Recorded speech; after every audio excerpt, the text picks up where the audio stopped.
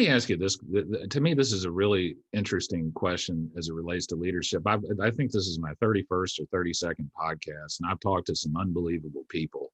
And I've seen patterns emerge. And one of the patterns I've seen emerge, Dr. Loftin, is the leaders that I talk to tend to be humble. Now, you also, to be in a position like you're in, or Jackie Sherrill was in, or Bucky Richardson, you have to have some ego. You have to have some confidence in your abilities. So you never, at least my impression was, and I think a lot of people will agree with this, you never took yourself too seriously. Like you were kind of a down to earth guy. Now, Dr. Bowen Loftin has some ego. You don't get to the position you get to without having some confidence in your abilities, right? But you always seem like I don't know what cliche you want to use, salt of the earth, down to earth, very approachable, whatever cliche. You just never took yourself that seriously. So talk about, Dr. Loftin, the balance between having a healthy ego that enables you to accomplish some big, meaningful things, while at the same time not letting your ego take control of things. You have to have a certain gravitas to be able to be in this role. You can't avoid that. To be taken seriously by those who are out there, you got to speak to from time to time and give direction to and to lead. You've got to have gravitas. And to some extent, the ego helps you have that. My wife beat mine out of me a long time ago. Again, you have to have that. But I think you're exactly right. Don't take yourself too seriously. Yeah. And my message to you and your staff, I sent you a picture of me you probably didn't pick up on, but it's me shoveling horse manure. So when I got here as president, I talked to the commandant of the Corps of Cadets, and I said, my wife is an equestrian. She loves to ride horses. How do you feel about her riding in with the Parsons Mounted Cavalry, who precede the Corps of Cadets when they march in to Kyle Field before a game? Not this year, obviously, but that's what they used to be able to do.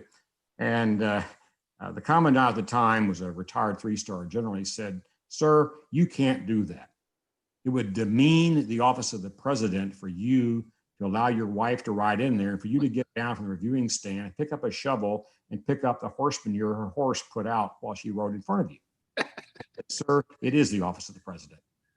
You, as a president, are going to be shoveling it every day. People's stuff every day. And you've got to be able to do that and make fun of yourself a little bit, to be able to be human, to be real, to be able to put yourself in other people's places. If you get too much ego, too much hubris, you cannot become the other person. You have to be able to be that other person, to understand where they're coming from and be able to work with them in an effective way. And so ego gets in the way of that too often. And so I said, I do things every day to avoid taking myself too seriously. I was shoveling horse manure behind my wife's horse, okay? Symbolically and really. But the other thing I would do is leave the office every day. I would never, in this job you have in a big place, you can have every waking moment consumed by reading, signing, meetings, the whole bit, every day, all day. So I made a point every day of leaving the office for at least an hour and walking over to the MSC, the Student Center, walking over to Coldus, where the student offices were for student government and organizations, walking out to the Outing Plaza and just talking to students face to face. Just being out there, sitting down on the edge of a bench and just talk to the person next to you for a couple of minutes and ask them how they're doing and get a sense of how they are. Go to the dining hall for lunch and have a table of students with you to eat lunch with. Sometimes they wouldn't know who I was. But it was really, really helpful for me to be able to be there and get them to react to me in a way that was of equals, not of superior to inferior, but of equals. Yeah, that's what they were, in my opinion. They were the reason we were here.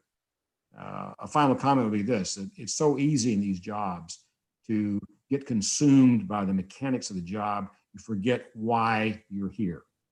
And my work every day with students face to face, just for an hour or so, and the social media work I did, was to continually remind me of who we were serving and why we were serving them.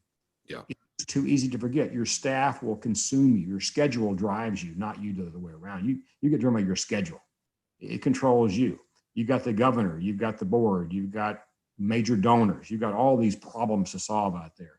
And you could be totally consumed by that and forget why you're there. And so my point to you simply is that a university president or chancellor needs to remember every day why they're there.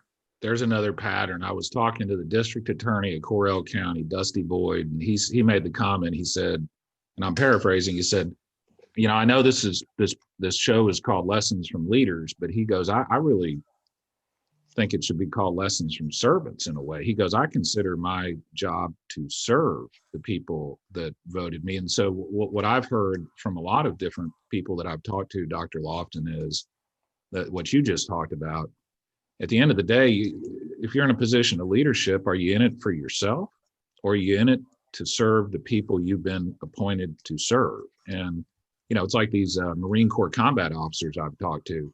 Their mission is to get their men and women back home safely. I mean, that is their mission. It's to serve the men and women. It's not for the kudos that they get for themselves. It's not to, you know, see what they can do for themselves. It's to see what they can do for others.